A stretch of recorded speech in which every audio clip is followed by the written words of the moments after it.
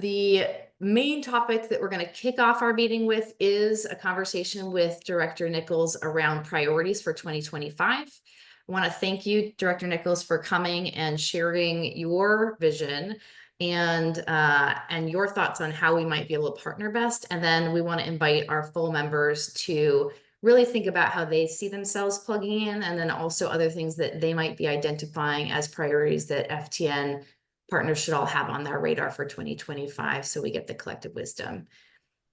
After that, we will do a brief session really looking at FTN and its role for 2025. How can the backbone team and partners best drive things forward? And then we'll move to some updates with partners, sharing resources. We're super excited to share a new toolkit that we're launching that is really intended to make sure that we have families ready to welcome our LGBTQ youth. So that affirming care toolkit's one of the things we'll talk about, but we also have some updates from other partners sharing resources and exciting things that they've got going. So does anyone have any questions about the agenda? All right, we'll drop the agenda in the chat. Again, please introduce yourself. And without further ado, I'd like to pass it to Brandon to set the stage. Good morning, Rochelle. Good morning, everybody. Thank you for having me. That was a big build up. I don't have a prepared presentation or a slide deck. I was hoping just to have a conversation. And so to start the conversation, though, I'll do my part and just kind of reflect on what's been going on. Transparently, what's happening in our system, you all should know. People beyond this meeting should know too. Let you know what's on my mind. Both looking back over last year and looking forward to the next few years. But no, like I said, nothing structured and maybe no great wisdom, just my thoughts. So take it all with a grain of salt. I've been here as director almost 3 years. It'll be 3 years in July. And my focus, and it's not just me, but where my head is honestly keeping kids safely home with their families or getting them back to their families as quickly as safely possible. That's kind of my North Star. We want children to grow up safe in their families. And I'm knocking on wood here, that has been going pretty well. I've looked back kind of in preparation for today at our stats for the last 10 years, just to see, what's the trend of this thing been, where is it headed? And so actually my stats ended at the end of 2024. So I don't have 2025 data yet, but in October 2015, there were 20,135 children living in foster care in LA County, 20,135.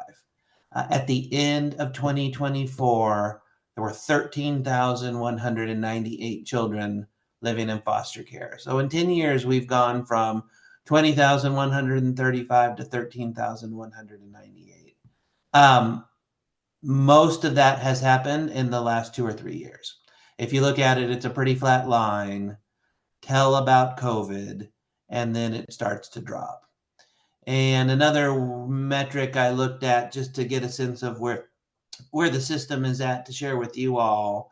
Back at the start again, about 2015, we were taking 7,614 children into care that year. So 7,000 in 2015, in 2015, about 7,614 children were taken from their families and put into foster care.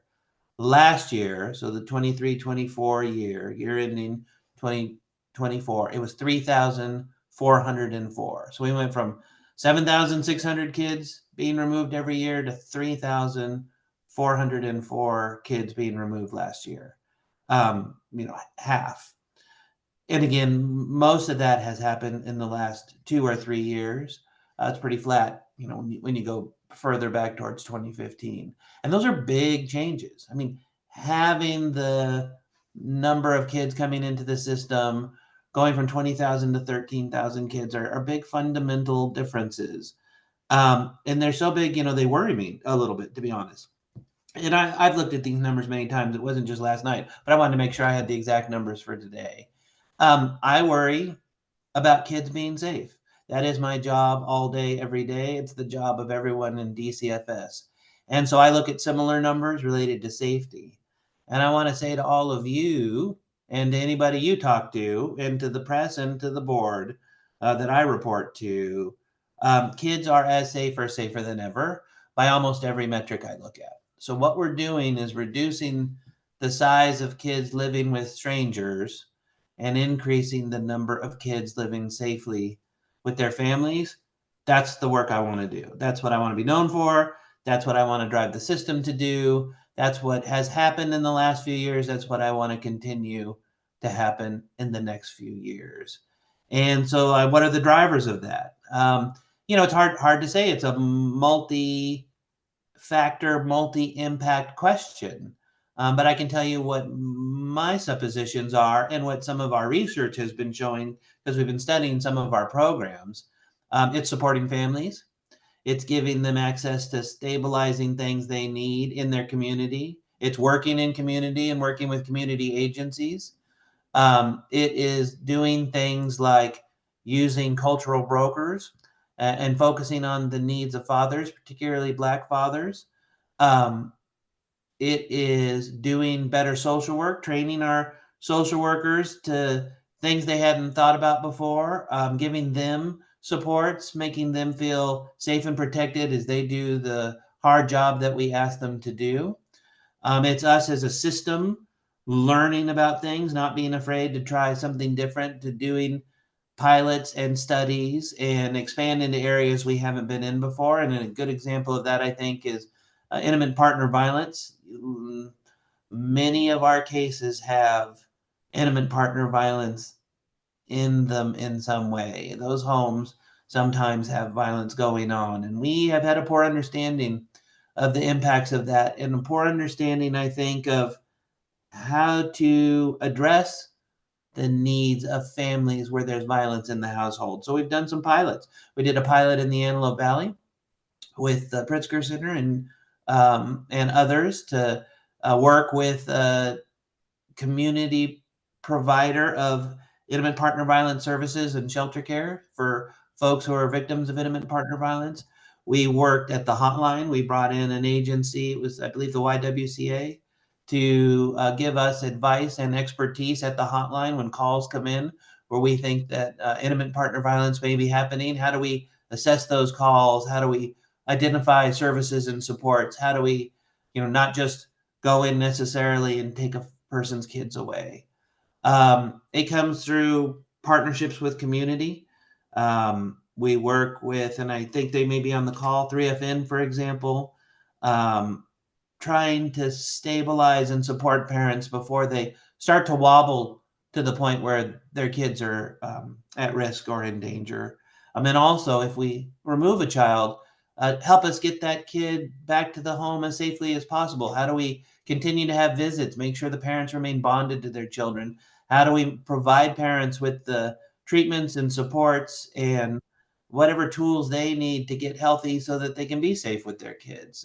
It's not DCFS doing a lot of that work directly. It's community agencies. And so we sort of took a leap a few years back, I think, to trust and work in a more genuine and authentic way and real partnership, share power with You in community there? agencies. Oh, Okay. and I think we're seeing the benefits of that. Like I said, the numbers are showing good things. And I think these are the kinds of drivers that are moving those numbers. Um, it's not just about the numbers. Certainly, there's a story and a family behind everyone, and it's not just about removal. We still have a 13,000 plus children in foster care. How do we give them a better experience? How do we give the folks we're asking to take care of those children when they're in foster care support and love and um, in, thank them and honor them for the hard work they're doing? How do we recognize the diversity of our system, the beauty of our system? And so we're focused on those things too, not just the issue of where does a kid sleep and removal, but if removed, how does that how does that better support the kid, better support the family, better support the people involved? So we've done things, for example, like we've provided training on textured hair, black hair care. So if a black child is placed in the home of a family that doesn't know how to care for their hair in an appropriate way, we've tried to bring them training, bring them supports, bring them products that maybe they're unfamiliar with, so that that kid placed in that home can feel beautiful and feel recognized and remain part of their culture and not feel like a strange person in a strange land. We have worked with FTM members to do gender affirming trainings and things like we've started closets across the county where if you're a person who can't find clothes that reflect their gender, where can you get clothes that make you feel beautiful, that make you feel affirmed, that fit you well, and you don't feel like you just have to hide under an oversized sweatshirt. So we've established some gender affirming closets. Um, Beyond that, we're building partnerships and relationships, and I personally, for example, am trying to develop my understanding of systems outside of traditional child welfare. So, Medi-Cal is specifically what's on my mind here, but there are other things too. But the for technical reasons, funding for child welfare is a diminishing thing. There are federal rules, which, again, like a lot of details here, but every year less and less children and less families are eligible for child welfare services. And our baseline funding, our primary funding stream diminishes a little bit every year, and we can sort of see it coming. We're going to have to find other funding streams, other sources of revenue to support our families and to provide them the medicine they need for whatever illness they may be struggling with. And I think Medi-Cal, Medicare, is one of the big potential sources of revenue. So I need to learn it. We need to learn it. So we brought in some experts to kind of from that world to help show us the way, to give us education, to help us see opportunities, to think about how we pay for the services that are needed in the future. And I believe FTN has helped us actually find some of those experts and helped us engage with them. And I guess I want to say thank you. We need that outside knowledge, those brains that have been raised in other disciplines and fields to help us see what's possible, to help us see the opportunities. We're also redesigning some of our system, and that has required extra heavy lifting and people who have different perspectives than our own. The Many of you know we work with agencies called foster family agencies, FFAs. FFAs have been kind of a point of focus in the last year or so for a couple reasons.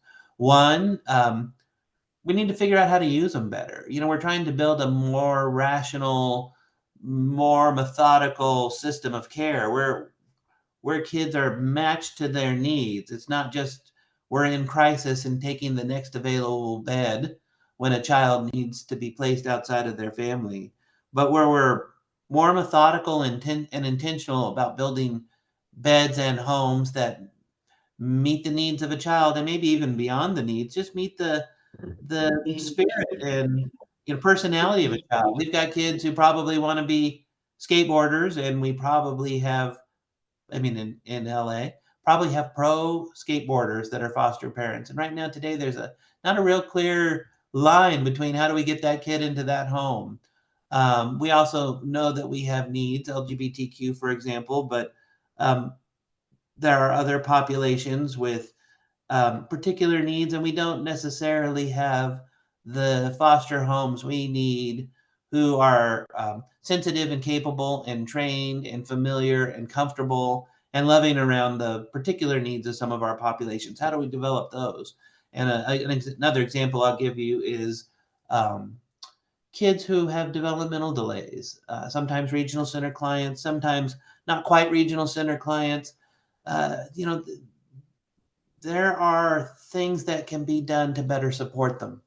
And right now, it is a little ad hoc, and it is a little luck of the draw. We want to better organize ourselves, be more intentional, so that we can match the needs of children and the homes that they're living in. And then many of you participated in helping us through this, but we had an insurance crisis with our FFAs. The one company insured about 90% of the FFAs across the state, and that company made a decision to stop issuing policies to the FFAs. And we thought that was going to be a death blow, and that we were going to lose suddenly thousands of beds in our system. And those beds have been, hard won. The recruitment, support, love. It takes a lot to build up that infrastructure.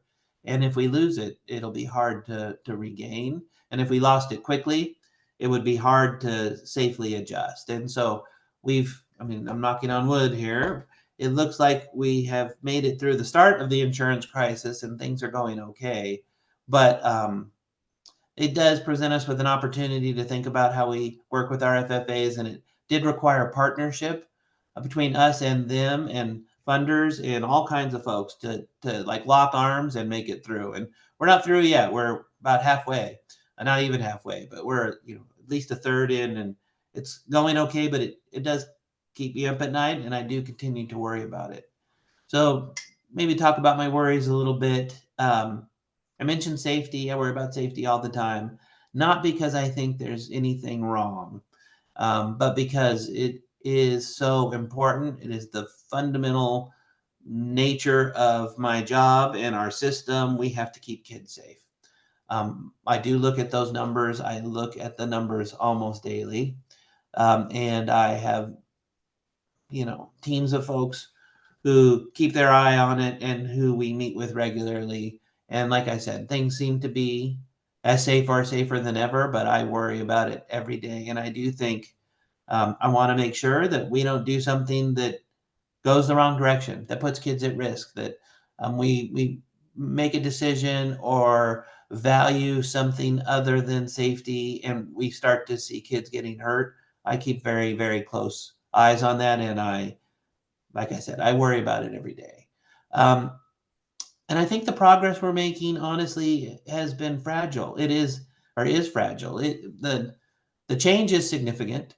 And I do believe it's a trend which will continue, but I think it's a trend which is not yet built into our infrastructure and could be swept away. So things like, random things, the fire, the insurance crisis, something could come out of the blue, out of this, out of the sky. And if we're not ready for it, if we're not flexible, if we don't maintain our partnerships and our trust in each other and our open dialogue, something could come out of the blue and stop the progress we've made or reverse it.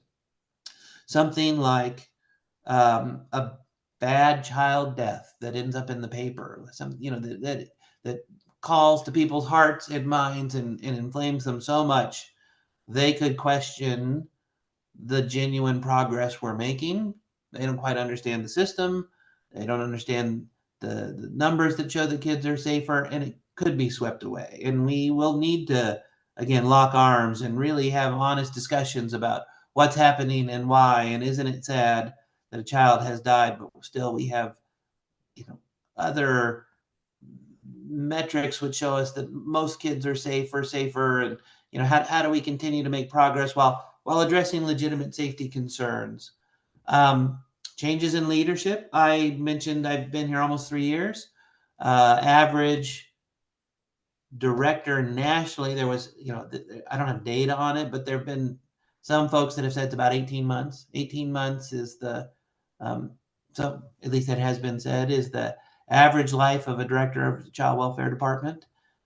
Just looking back at the director of LA County DCFS, some have been less than a year, but I think the average probably runs about 3 to 5 years, and that's because there was, one really long stayer that pushed the average up, so it's probably closer to 3 than 5, which means I'm in that window, and I'm not trying to start rumors. I'm not planning on going anywhere, but I have to think about what time do I have left and what do we need to accomplish in that time to make some of these things, um, to build them into our infrastructure so they can continue when different leaders come in.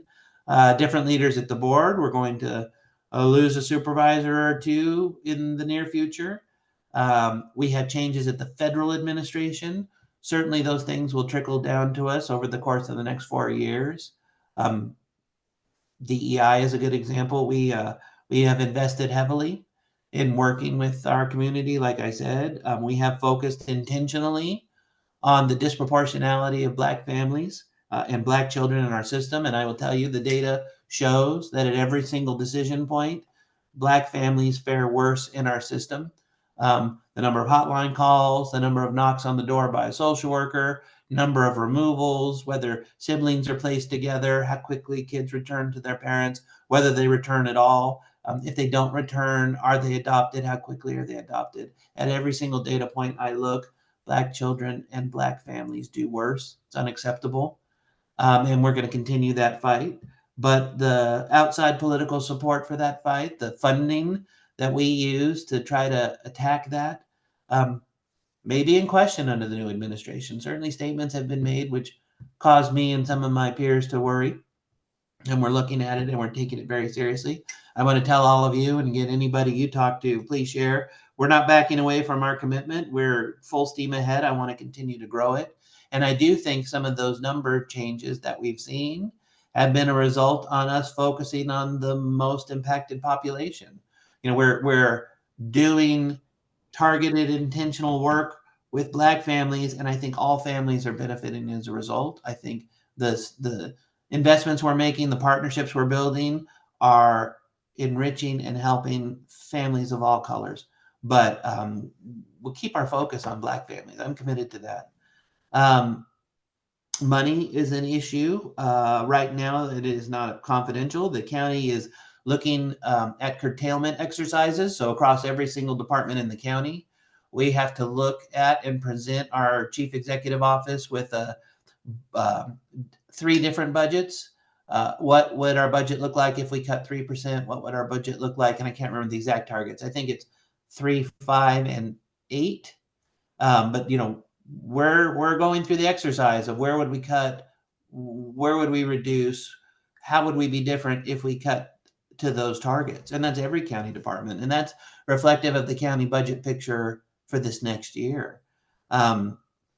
State government, the budget was relatively balanced, but we were looking at a very grim budget last year, potential cuts, and that could come back again. And then I reflect to the federal government, our primary funding stream, Title 4E, continues to diminish year after year, and the federal government is sending messages which make us think that some of our funding may at least be on the table for question. But my priorities remain, prevention. How do we keep kids from coming into the system safely or get them home as safely as possible?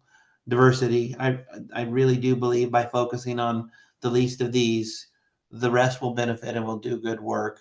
I'm supporting my social workers to make good, safe decisions. And that's, those are the underpinnings of all the other good things that I think will happen in this next year. I'm hopeful. The budget, I didn't mean to bring you guys down. I actually do think we've made a lot of progress, and we're on track to see that progress continue and things to get better. I want to focus more on parents. Just real quick to let you know where my mind is. I'm actually going to reorganize my department a little bit.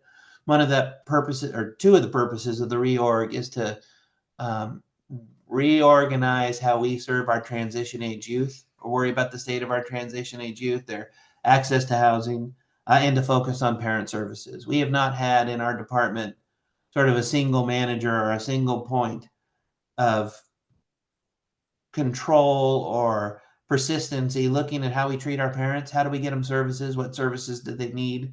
What do we need to grow? What's missing?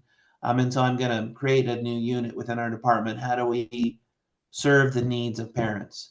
I also want to create a small unit to focus on our practice around the very young children 0 to 5. We see them getting hurt and hurt worse. than other age groups. 0 to 5 are very vulnerable. They don't talk, a lot of them, not necessarily in school. You know, a day's worth of not having access to food hits a 1-year-old really different than it hits a 14-year-old. And we need to, I think, strengthen our practice around 0 to 5. We have good opportunities to do that. 50% of our children are under the age of 5. So I do want to create a unit within our department that strengthens our practice around 0 to 5. And I want to continue to build our partnerships with community. Underlying many of our cases in so many ways is poverty, and it's families wobbling out there until the point where children are not safe. That's the place we need to continue to attack. We've made inroads, and it's hard for me in my seat just as the child welfare director to fix poverty. Nevertheless, I'm going to use that seat to talk about it and to continue to try to push my department, other departments, folks like you, into really strengthening community so that they can take care of families, so a hotline call never has to be made. So that's kind of what I'm looking at in the next few years, at least in the next 12 months. And maybe I'll pause there. It's probably a lot. I did think this might be a conversation, so see if there's anything you all want to know. Nina? Hi, good morning. Thank you, Director Nichols, for all that information. Really recognizing that there is a lot on the plate of social workers in the system right now. I'm wondering if you can address rumors that are starting to pop up about ICE detainments happening at visits that parents are having with their children in the community and at service provider facilities. We have heard rumors of both of those happening, and so I just wonder if you can speak to anything on that front. Yeah. So I'll tell you what I know and what I hear. There have been, or there has been, and probably continues to be, ICE activity in the LA County area. That is true. And we have had at least one arrest of a father proximate to a visit with his child. It looks like by ICE. I have heard of another. I actually have not been able to confirm the second one. And we were contacted by a school where one of our foster children attends. And that school told us, basically, ICE is here looking for this child. We didn't let them in, but we thought you should know. We are trying to push. I haven't heard of any ICE activity in agencies. Some agencies have called us and asked, what do we do if ICE shows up? But I have yet to hear, and that doesn't mean it hadn't happened, although I think I probably would have heard. Have yet to hear of ICE showing up at an agency or a foster placement. We're preparing information for all of our social workers, families, and agencies, giving guidance on what to do if they knock at your door. We have funded and are looking at how maybe we could increase our funding for pro bono, well, I guess not pro bono because we're funding them, but outside attorney services to provide advice to families and particularly children. And we have an internal unit. It's called SIGIS, and I can never remember what it is, Special Immigration Juvenile Status or something like that, that helps youth in our system obtain documentation so that they can stay in the country. We're going to do everything we can do to keep our families together and keep them here in the county. Again, and I'm trying to deny responsibility. It's hard to fix some of that from just the chair of being the child welfare director, but we're certainly going to do our part. We went through this a little bit before during the last administration. So we're not inventing the wheel entirely from scratch, but we're not only just brushing off those old communications, we're updating them and reissuing them. Thank you for all that. Yeah. Thank you so much. I do want to be honest that it's 9:01, and when we initially scheduled and prepped for this, you had a 9 o'clock. Do you still have a 9 o'clock commitment, or do you want to stay and take a couple more questions and be part of discussion? I'll stay a little bit. Like, okay. I actually was just texting the folks like, okay, I'm running a little late, so I. Okay.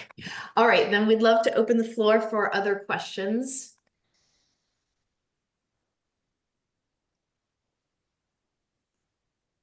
I see in Brandon, the chat. Oh, yeah, go ahead. first of all, thank you so much. Rochelle asked us at the start to put in the chat what we place our hope in right now, and that was before you talked about the dramatic drop in placements, and the majority of kids in that difference, I'm assuming, are staying with their families of origin. So I just want to say thank you for your leadership. We've been hearing, and you've been talking some about the redesign and reorganization of your services, especially as you were talking about prevention. I wonder if you could talk about any redesign or reorganizing the services and support you bring at the transition age point. And if there's anything you can advise us as funders or agencies in terms of working with that new reorganization. Yeah, I am going to reorganize. We've already started the steps, so I guess I'm reorganizing the way we service our transition age youth. So there's some bureaucratic details, but in the past, if you were a TAY youth, your social worker was just another social worker in one of our regional offices. We have 18 offices. There was no centralized point of responsibility, no centralized manager who organized the work across the offices. Every office sort of did its own thing with the way they served their TAY youth. And there's some benefits to that. LA County is big. Each office sort of knows the community immediately around them. We do give them some flexibility to adjust and adapt to the particular community they serve. But what we didn't have was a bird's eye view on the needs of TAY youth in a persistent kind of intentional way. And we didn't have somebody who was organizing the services that TAY youth need and making sure everybody across the county had access to those services. You sort of, if the people in Van Nuys knew something was there, good for them, but the people in Pasadena maybe didn't know that thing was there because we didn't have a central point of communication and coordination. I am changing that. I am going to create a TAY unit at a central level, which is something we have done with other populations. We have a centralized Asian Pacific population. We have our units. We have a centralized commercially sexually exploited CSEC unit, and it's worked pretty well for those populations. So we're going to do it with TAY youth. So all social workers serving TAY youth ultimately are going to report to a single manager, and that manager's responsibility is to kind of come up with best practices for how do we serve TAY youth, develop specific resources for TAY youth, identify gaps in services for TAY youth so that I and partners like you and others can try to fill in those gaps to build the things that TAY youth need and just to develop relationships. It's kind of a corny thing to say, but we say it all the time because it's true. We're not going to do anything about TAY youth without involving them, nothing about them without them. To just develop those personal relationships, have meetings with TAY youth, find out what they need, again, at a central way and in a responsible way. So I have somebody I can turn to and say, how's it going, or how come it's not going better, or what are we doing about this and where it's at? Because right now it's just sort of all over the department. I do think there's good work going on, but I think we need a responsible center point to organize it better, to distribute information better. So that's going to be part of the reorganization. Thank you. Any last questions? We could probably take one more. Okay. Well, since I don't see anyone throwing their hand up, Director Nichols, we just really appreciate you taking the time to share your visions that we can think about how that may affect what we organize. And, echoing Joe, we appreciate your leadership, and seeing the numbers go down is transformative. So we look forward to continuing to work with your full team, and also just want to shout out thanks to your team. Your team's been wonderful to partner with over the past year. So thank you very much. Thank you. I appreciate all of you. Honestly, that's part of what makes LA great, is these partnerships we're building, the way the community cares. That's why LA gets to do innovative, creative, like system changing kind of work. So it's a two-way street. Thank you so much. So with that, we want to shift the focus to how we as partners can all plug in 2025. So I'm putting two questions in the chat. And one of the things I loved about what Director Nichols lifted up is that some of the work we do is with deep support from the FTN Center team. And some of it is just you all being awesome and saying, oh, I hear that's a priority. I'm excited about that. I'm going to move on that. For example, when he talked about affirming care, the toolkit was something that an FTN work group worked on, but the effort that established the closets and affirming care closets, that's actually something that Casey Family Programs and Pritzker got together and said, this is something we are hearing from youth as a need, and they developed it, they ran with it. So what we want to do is open up to hear a little bit more from you about, as you hear some of the things percolating on the DCFS side and you're observing the world as well. What are the things that you're working on or that others are working on that align with some of the priorities that got lifted up? We heard a lot. There's prevention, there are TATE issues, there's looking at equity dynamics, 0 to 5. What are you working on, or what are you aware of others are working on that aligns with these priorities is question 1. And then we'll go to question 2 in a minute, but they're both in the chat. Lou. Yeah, I would love a session or a discussion in the future on recruitment. We're finding a lot of reduction in the number of people interested in becoming foster parents. And I think that there are multiple reasons why. And I think the FFAs are experiencing it. We're experiencing it. We used to be able to get 10, 20 out of a faith community. Now we're lucky to get 2 or 3. And then you know the odds from there. But I think it's multi-pronged as to why, because we're in a world of social media. So the public hears everything. They hear the horror stories. They hear people are saying they're not getting children. They're hearing the children are being removed. They're hearing that the costs are going up. They're hearing about immigration. But at the meantime, here we are trying to get it. And yet on the other side, the industry is saying we got to find parents for these hard to place teens. Well, it's hard to find any parents right now. So I just think it needs to be a topic to be addressed in the future. Thanks. I really appreciate that suggestion. Thank you. Yeah, I think that's definitely something we can look at. Nancy.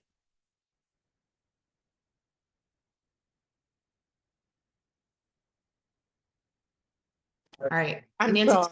sorry, you guys. I'm on my cell phone. I hate doing Zooms on my cell phone. So sorry I'm not on camera, but thanks, Rochelle. I want to concur with Lou. Recruitment is really tough, even to the point that we've basically, we haven't stopped, but we've stopped doing it the traditional way that has been done over the last, I don't know, 5 to 10 years. And so we're now trying to figure out, alternative ways to really recruit.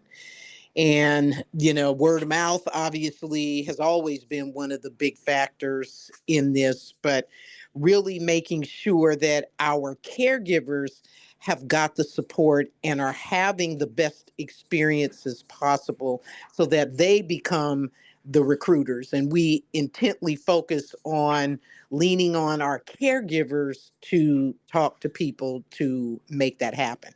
Just recently, we had a couple come to us, and I was really hesitant. I mean, I was going, now, this is a big decision. Look at all your angles. I mean, we went through all, but I was kind of like, are you sure y'all want to do?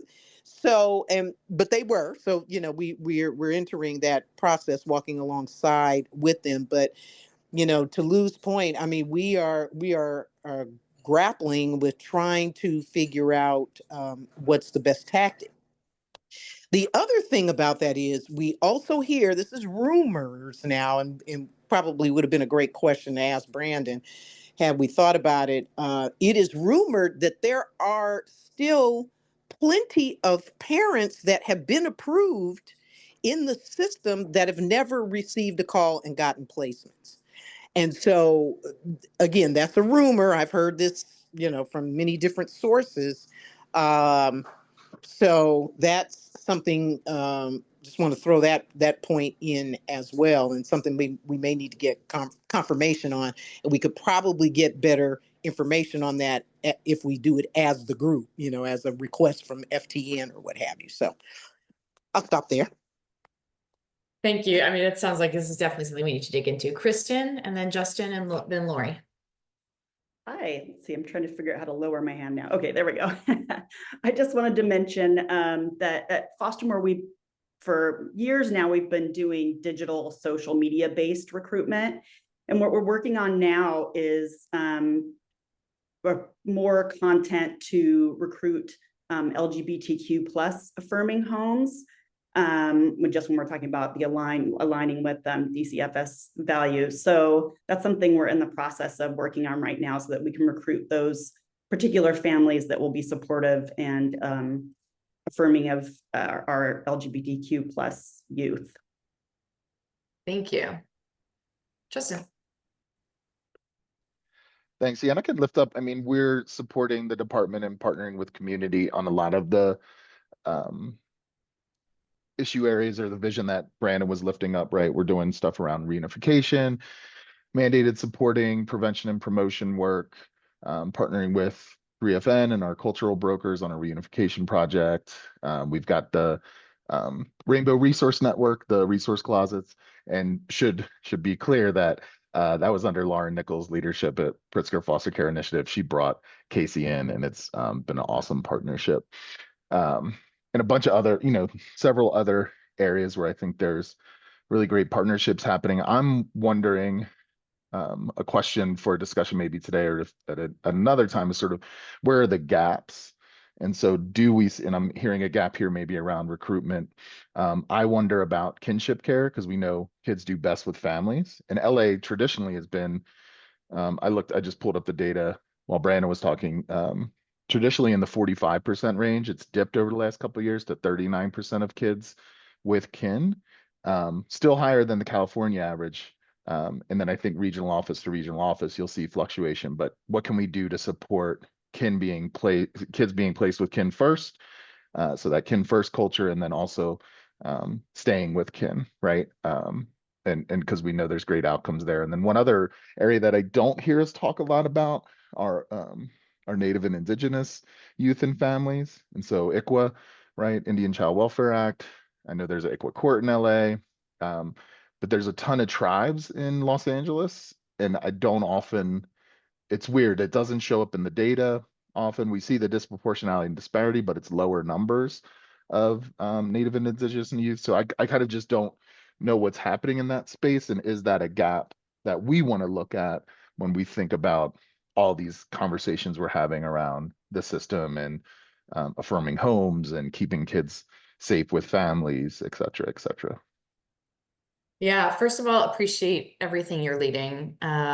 Second of all, in terms of the kin care, it's very affirming to hear you say that, because on the 25th, one of the things our meeting is going to be looking at that we're hosting is kin care, and specifically the stability part of it.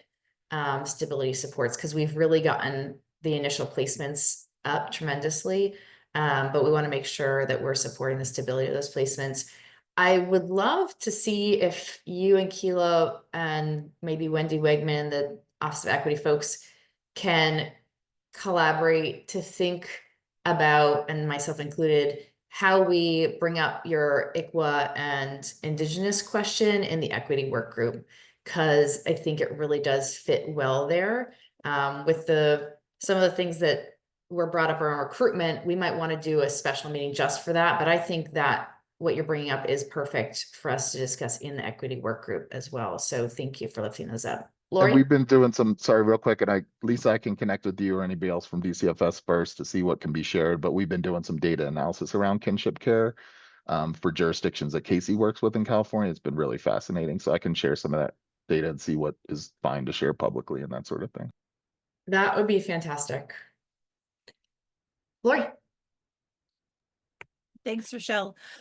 Just wanted to share out some of the work that we're working on that relates to Brandon's update about the TAY section. We've been working with, and I dropped our new strategic plan in the chat. And so we've been working with the city of Los Angeles around workforce development and education. And we're also working with Dr. Hunter and Min from the OCP about how do we align and collaborate across systems.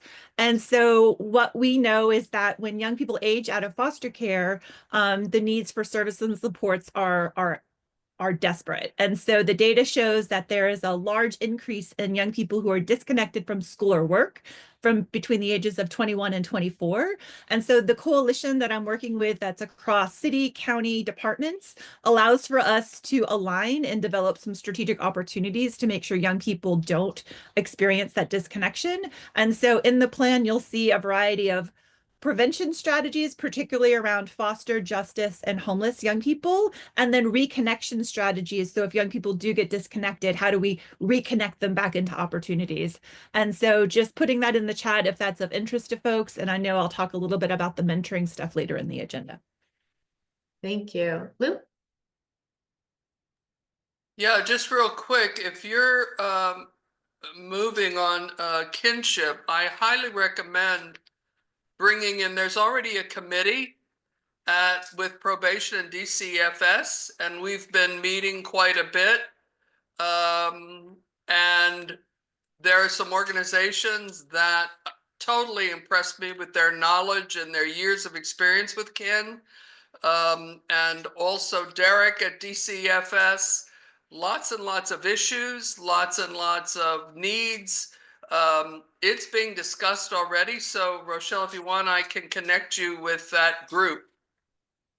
That would be fantastic. There's plenty of work to do. We don't need to recreate the wheel and have two groups doing the same thing. So I think that would be great. I really appreciate that. And I saw Eileen chatted something similar and we can connect as well.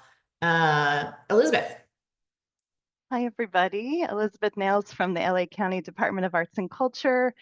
Lots of light bulbs were going off and listening to Director Nichols, especially with regards to our work in creative well-being. It's a cross-sector approach with DCFS, DMH, Office of Child Protection, and several arts-based organizations. And the creative well-being approach is really about nurturing relationships between community and culturally rooted arts organizations and DCFS contracted sites, schools, community sites, and together they build a customized plan to improve well-being for youth and adults. So some things that Creative Wellbeing is working on that aligns with those priorities lifted up, particularly in foster family agencies and schools. We've been doing a lot of parent and caregiver sessions that are really rooted in self and community care, peer support, building connection, relative caregivers. We've been doing a lot of intergenerational family sessions and events. We've been doing art parties, for example, at Grant Early Education Center, really focused on birth to 5 and intergenerational. We've been holding events for families to come and connect and be together in a positive, nurturing environment that's very healing centered. And we've also been focused on some gender-based violence content with some of our parent sessions and TAY youth sessions. So just wanted to lift those up, and also how with Aviva, the drop-in center for LGBTQ youth, we've really been working with artists to build relationships with young people and understand what their interests are. And things that have emerged out of that are a LGBTQ film club and media arts workshops. And some of the young people are now creating some content. And we're hoping we can blend this over the next year into some of our creative career pathways work. So just wanted to lift up artists. Healing-centered artists is a real asset in LA County and should be looked to as collaborators in building more safety and connection for families. Fantastic. And I don't know if you want to put your contact information in the chat in case people want to follow up with you directly. Part of why we're doing this is the reality is there's a certain amount of power that the center provides with the FTM backbone team, but the real bigger power is what each of you do to contribute. So we want you all to be able to connect and move the work with one another as well. Audra, I think we have time for you to be our last hand for this discussion topic, and then we'll move forward because I know some people are waiting for Lisa's fire update and some of the other discussion topics. Yeah, including me. I'm looking forward to that too. I'll just quickly say that at UCLA, we certainly are continuing to try to pursue some funding, and some actually UCLA is offering some funding for community partnership around some of these areas for UCLA teams. And so one of them includes fire impact and the various ways in which it's impacting both keeping families together safely, those who are involved with DCFS, as well as those who are in relative or foster care. And actually our team's speaking with Lisa this afternoon.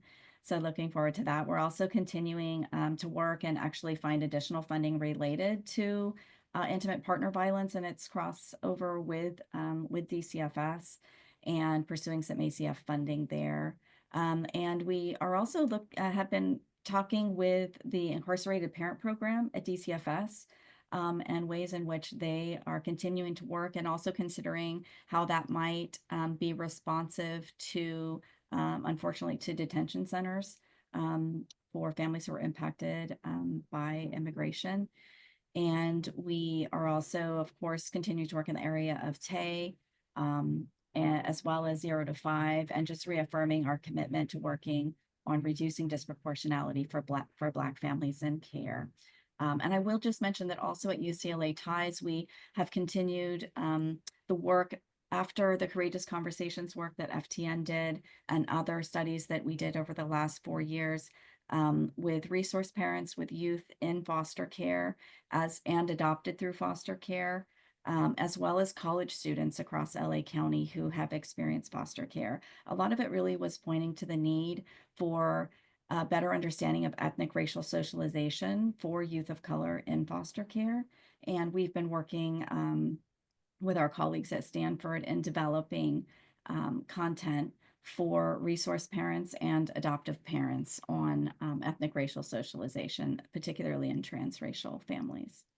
So those are just a few things that I'll name, and really excited to hear about everything that people are mentioning here, and just happy to continue the conversations. Thank you. You guys are always moving so much. I would encourage you as well to put your information in the chat in case folks want to reach out to you about it. And honestly, that goes for all of you. There might be people on this call who are feeling a little quiet today, but if there are things that you would like to put out there for people to connect with you about, please feel free to use the chat for that. So with that, we wanted to take just a few minutes to get your feedback about how the FTN Backbone team and the center can be helpful. So looking at 2025, want to share, and we'll do it pretty quickly so that we have sufficient time for the update around the fires and the updates with resources. Want to share what our thoughts are on the top 4 priorities that the FTN Backbone team would help drive this year. And what we'd like to do is share that briefly and then get your reactions. What do you see as the strengths or any concerns or challenges with that? Because we want to make sure that we are in line with the collective vision. So the top 4 things that we were thinking is, number 1, we have a goal to help facilitate the building of improved partnerships between FFAs and DCFS to support our youth. And part of that is really having a cohesive, clear, shared understanding of what do we need to be doing to serve our youth. And the second piece is, how do we actually make the money work so that instead of FFAs feeling like they're constantly struggling to keep their head above water, they have the right resources in place to provide the roles that our youth really need. And so it's looking at both of those. So far, we have completed a financial analysis that we can drop into the chat to look at the sustainability challenges and what resources are available for solutions. We're going to be hosting an action challenge coming up where we're going to look at various dynamics of youth needs and options for FFA roles. And that's the thing that I mentioned, where part of that will look at kin support roles. Part of it will look at the crisis continuum pilot that LA has funding for, and potential small family home partnerships.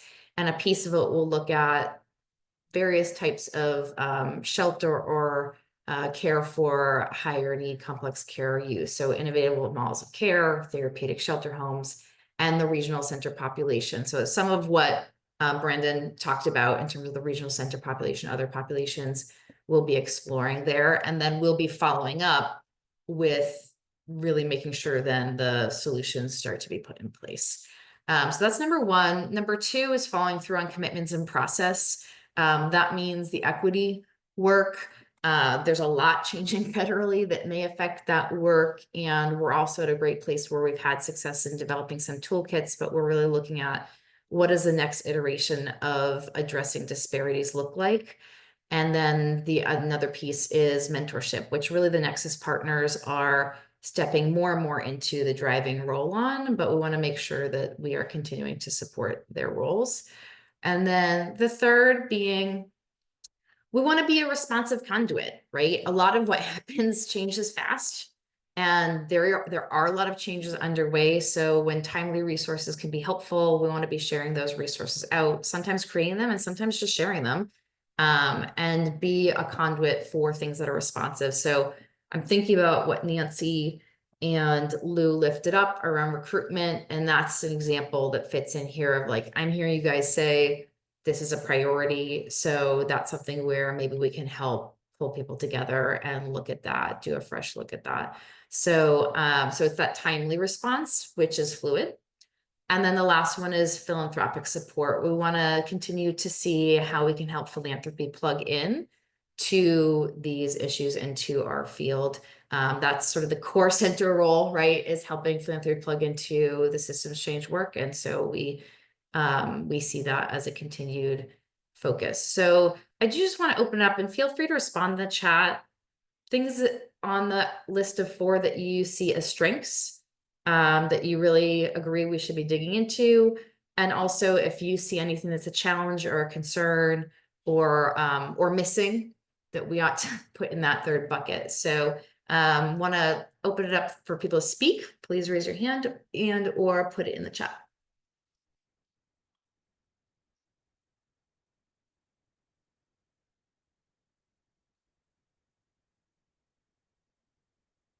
Why don't we do this since everybody's quiet?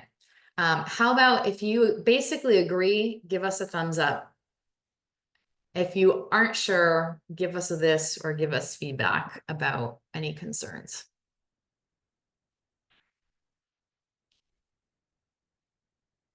Okay, good. In this case, quiet means we're on track. Well then, let's keep going. We are about to go into the resources part, which is we're going to kick off with Lisa sharing about what has been the impact of the fires, and more than that, what has been the response that's starting to be put in place, the contributions of philanthropy, and forward looking what they're thinking. But before we go there, we do want to ask you for one piece of feedback. We are going to pull up a poll, and the closeout of this, how can we help as FDN Backbone, is we do want you to answer a very, very short poll to tell us for these meetings, these quarterlies. Sometimes we talk about, sometimes we have a check-in with leadership, sometimes we share resources, we've used them in different ways. And we would like just a very quick poll feedback on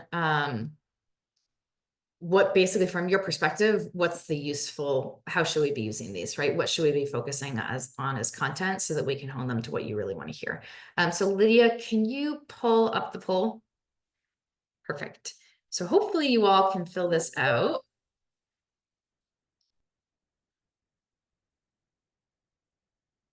And I know it's really easy right now to want to check your emails, but don't do it. Because if you check your emails instead of giving us feedback, we might plan meetings that you don't really want to come to. So please stay here, fill out the poll, and then we'll move on to the good stuff. We've got one answer so far. All right, now they're starting to come in. Keep them coming. Thank you, thank you.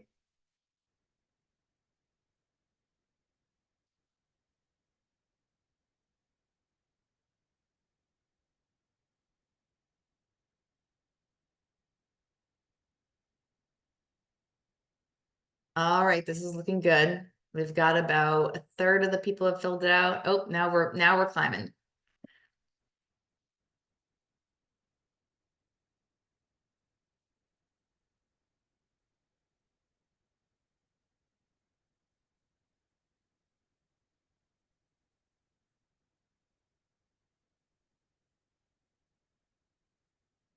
Okay, we're still gaining some people. 30 more seconds, and then we'll close it out and jump to the next piece.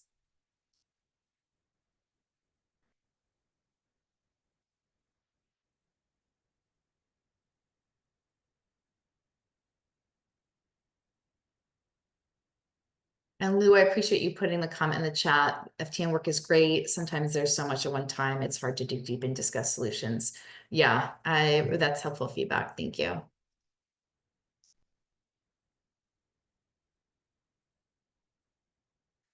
Okay, 10 seconds left. If you haven't filled it out, speak now or forever hold your peace. Oh, we got one more.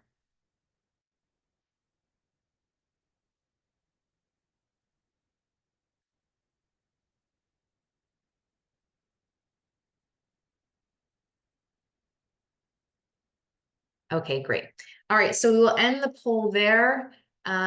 It looks like, are you all seeing the results? I'm not sure if you're seeing the results. It looks like people really highly appreciate the briefings and Q&A with DCFS leadership. They also really value lifting up and problem solving the challenges in the system. And discuss to gain input. Those are the top. Okay. Kelly, did you have something you want to add? No, what was the last one you just said? The top three were the lifting up issues to problem solve, discussing and gaining input around current challenges, and briefings and discussion with DCFS leadership. Those were the top three. Although honestly, nothing was really said by everybody to be not important altogether. Okay, thank you. If you have any other feedback, please feel free to put it in the chat. With that, I want to pass it to our friend Lisa Mandel, who's going to share a little bit about what has been happening with the fires and how do we think about things moving forward. Good morning, everybody. All right, here we go. So I wanted to start off. There should be a slide, I think. Are we doing the slide or not? I don't know. Oh, I thought we were just dropping in the chat, but Lydia, do you have the ability to pull up the slide? Nope, don't need it. I was just going to say we've updated the slide to provide the most current numbers as of yesterday of families and youth impacted by the fire. So it's in the chat. And I wanted to just start off by saying our workers have been tremendous in really pivoting and working with our families, our youth, supporting, and not just our workers, but I've heard stories from some of the FFAs, you know, the STRTPs, how people that have even lost their own homes are out and, you know, removing and relocating youth while their homes are burning down. I mean, some of the stories are just unbelievable.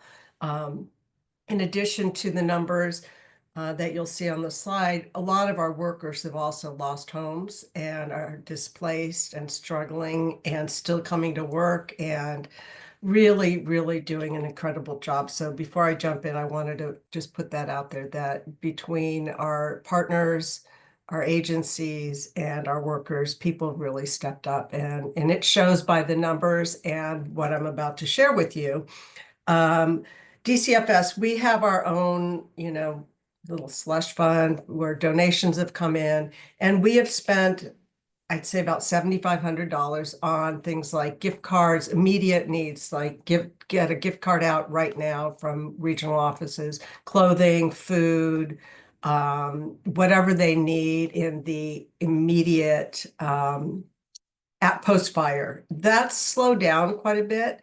Our biggest impact so far has been through Change Reaction. They had an event at PCC, Pasadena City College, and just provided direct aid.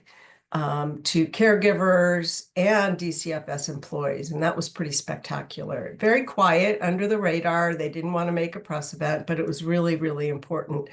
And then the other major impact for us has been Care Portal. They've done a lot to step up with immediate needs, direct assistance, clothing, repairs to homes, new, whatever, you fill in the blank, they usually deliver. And they've given direct assistance at probably about 40 different individuals. And I think what's shocking is that the numbers are relatively low. You know, everybody initially thought, oh my God, this is going to take forever. So many people are going to need help. And what we're seeing is that the community has stepped up, our agencies have stepped up, and what we thought were going to be more families coming in needing help and care is not really coming to fruition.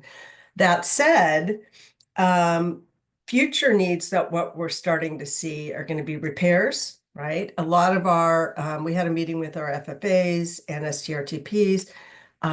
There are extraordinary costs such as overtime for staff, right, that had to stay and work overtime during the aftermath of the fires, evacuation, relocation, repairs. And those costs have been ranging anywhere from, I'd say, 10 grand up to $75,000. We're actually looking internally at DCFS to see if there's a way we can assist. But that's the one of the needs that we've really identified as being fairly costly, and they're one-time costs, right? Repairs, not necessarily rebuilds, but paying for overtime costs, things that were not budgeted for, extraordinary. And then long-term housing rental assistance. People that have been displaced, and the numbers are not huge, but it's significant. And that, again, needs are being met through FEMA, through the county, but I think long-term, that's where we're going to see a real need. Refurbishing, refurnishing, replacing clothing, that kind of impact. So the good news is, I mean, if there's good news, post-fire, we've seen a lot of need, but our partners have stepped up in incredible ways, and we're not seeing the kind of hurt and need that we really anticipated. So I think that's good. People have really been generous, asking for help. How do we help? What do we do? I think long-term, we need to focus on the mental health needs, post-trauma, rebuilding, reintegrating, maybe some school assistance, but I think the mental health needs are going to be really up front and center. And that's always been a problem, but I think it's going to be heightened now. And not just for our youth and families, but our staff too. This has been quite a hit on all of us. So I'm going to leave it at that. And questions, concerns, and again, we're meeting with Pritzker this afternoon, so look forward to that. But I think it's all good. Andrea, is there anything you wanted to add? Anybody from the DCFS team? I would say for us, I think you kind of covered everything that we're kind of dealing with, but we are also trying to explore and take a closer look at the board motions to really identify ways that we can support our STRTP providers who are also impacted. So we're going to spend some time doing that, and also possibly exploring capacity building funding for our provider who lost a site, because they continue to want to support our youth and continue to provide STRTP level of care. But, you know, we'll probably need to be creative and really explore what all our options are to really support them so we can get that resource available to our kids. So it's just been a lot. I think you share. It's just been a lot of interest, a lot of support. And I think that the department has been really trying to coordinate and make sure that there's been ongoing communication to take advantage of really making those connections so families are not disconnected. So that's been really a wonderful resource to be able to share out to our providers. Thank you. It looks like Jennifer Perry has a question. Hi, Jennifer. Oh, I think you're muted. Yes, I am. Rookie Yes, move. you are. Yes, I was. Thank you for all that you're doing. We've been doing some work also reaching out to find specific needs that people have. And to your point, we were surprised by we thought it would be an avalanche. And some of it, I think I've been talking to Children's Law Center, you know, some of their lawyers, their clients. Some of it we think a little bit is people are still sort of in the overwhelmed phase. So we set up a registry that will be live for a long time. So it's like if you suddenly realize, oh my God, that jacket that I needed for something, or that, you know, whatever that thing is that 3-4 months down the line, you realize that you don't have anymore. Interestingly, there was always one group home too that needs 22 mattresses. So we put that on the list. So please, I'll put my email in the chat. We are open to, it's, you know, blue jeans, sippy cups, mattresses, whatever it is. So that we know that people, you know, that thing that you forgot that you needed in all the chaos. We're also going to, just for future emergencies, going to pack a bunch of go bags for Tay youth, because truth is they're disrupted all the time. So it's something it's an ongoing and an ongoing need. So we'll be doing that in March for every Tay youth. So thanks. Wow, I love that. That's a great idea. And Jennifer, if you or the agencies that you know of have needs, reach out to us because we can connect as well. So great. Thank you. And to your point also, Change Relief's been doing incredible work in this area. Right. Yeah. Lou? Yeah, I was just going to say, Jennifer, we work with a furniture company, and they donate for us 100 twin beds and mattresses and comforters every year with Riverside County, where we have a contract, and they donate. They love doing it. And so if you need beds, I'm happy to call them to do in LA. Thanks, Lou. Rochelle, this is how these meetings work, right? Lou, Jennifer, and Lizzie, you guys just made this happen. It's fantastic. Thank you. Thanks, Lou. Thanks, Rochelle. Anyone else have questions or want to jump in with either a resource, or I know there's a couple people on this call whose agencies have been affected. Anything you want to share, especially if it's a resource that can be helpful, but. Okay. All right. Well, with that, then thank you. And let's go to Keela, who's going to just share where you can access some of the LGBTQ affirming care toolkit resources that just rolled out. Good morning, you all lovely people. So the reflective dialogue sessions, I just want to report that 33 parents took them. And last month there was a trainer workshop, which equipped 5 other leaders with knowledge and tools to facilitate their own dialogue sessions. And if you're interested in reviewing the resources and toolkits that were used, you can go to the FTN site. That link is going to be dropped in the chat. And I just want to remind that not only does that live there, but a lot of the reports, Courageous Conversations, the TAY, a lot of our reports live there, as well as some of our annual reports. And we want to give a big thank you out to our partners, to Aviva, to Optimist, Niños, Latinos, Unidos for leading the way with the pilot.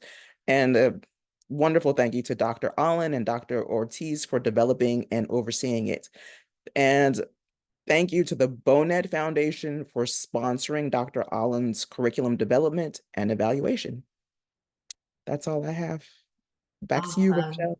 Thank you. Our hope is that other folks in the field will be able to use that curriculum that was developed within their own agencies, and the folks who've been trained can use it hopefully within their own agency and beyond to support. All right, so Lori Collier is here, and we're very grateful to have her share a little about mentorship. And then just as a teaser, after that, we're opening up the floor to all of you. Anything that you want to share, invitations, celebrations, any last words, we'll open the floor after Lori. Thanks, Rochelle. I just wanted to share that what Brandon was talking about earlier with the yes section was really born out of working with young people to talk about what their needs are and how they can be better supported as they exit foster care. So inside of that, the yes section was really born out of the collaboration with young people. And in addition, they've talked about naming holistic stability as what they would like to see the systems work like. And so what that means is they would like consistency in education, workforce, personal relationships, and housing and health and mental health services. And so as they looked at this, mentoring and important relationships was really a key ingredient that young people have said that have really impacted them on a personal level in order to be successful. And so with that, we started to then think about how to align persistence in education and persistence in workforce and stability after they leave care has really come down to this mentorship and the Youth Mentoring Nexus Coalition that we formed with a number of you here and others to really take a deep dive on how do we systematize mentoring and what does that look like? And so with that, the Mentoring Nexus visionaries, the young people who are working in this, are working on a service project to design what they're seeing that's happening in Los Angeles and how they can provide recommendations to the field around mentoring. And the Department of Youth Development has been doing this already. And so we really want to leverage what they've been doing with providing opportunities for mentoring in the justice space and think about what does that look like in the foster youth space. And so so inside of the strategic plan that I dropped in, you'll see there's like these reconnection strategies of after young people age out of care, but really inside of care, how do we set them up to be successful as they exit care? And so mentoring is that secret ingredient. We have quarterly meetings, there's newsletters. We're about to launch a website that people can have a look at our work. We've been at this for the last year. So as we're entering into our about 18 months on this project, we're just getting it more and more robust. And so happy to share as this work progresses. And if you have any questions, please let me know. Any questions for Lori?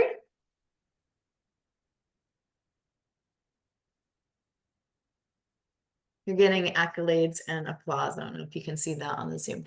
Thank you. All right, well, the floor is open. Would love to hear any resources, invitations, celebrations that you all would like to share.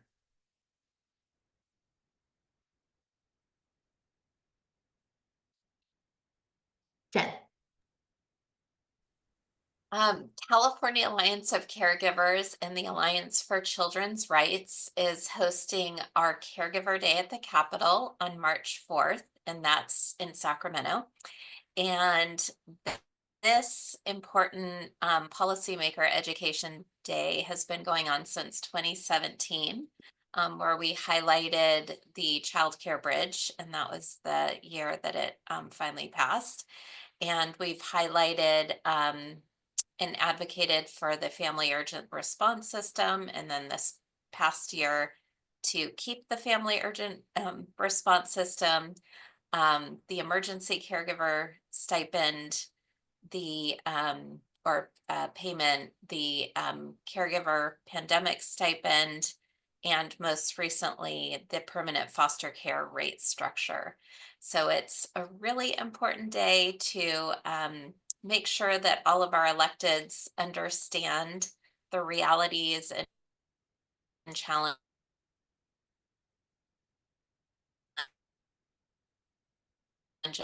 and barriers that youth and caregivers face. Ask all of you to invite caregivers that you communicate with and reach out if you have any questions. I'm going to put the registration link in the chat, and then also send our flyer for it to be distributed to the group. Fantastic. Any questions for Jen? Okay, Justin. Thanks, Rochelle. So we're hosting for the Rainbow Resource Network, Let's Get Beautiful Together Closets. Closet spelled with a Q. I didn't come up with that super creative name, but I love it. So we're hosting a kickoff event on March 2nd. Because of the country we live in, the world we live in, we can't advertise it and all that sort of thing, but want to put it out to y'all as allies. If you have foster youth that are interested, that identify as LGBTQ plus and want to come out for a celebration event and learn more about the gender affirming resource closets that are opening up, please I'll drop my email in the chat. Please let me know, and then I can share the flyer and registration details with you. That sounds great. Thank you for putting the contact information in the chat. Anyone else? All right, well, we're actually ending on time, which is fantastic. Again, just thank you to all of you. This has been an incredibly stressful, oh gosh, month, 2 months, 4 years, 20 years. But this past 2 months in particular, I think has just really hit people to their core in so many ways. So appreciate you showing up to be collaborative, sharing resources. You know, we can do our little part in hosting these meetings and driving some projects, but it's really what you guys are doing day in and day out in the field, helping youth, that matters so much. And so just really appreciate all of you for what you do outside these meetings and for being part of the collaboration today.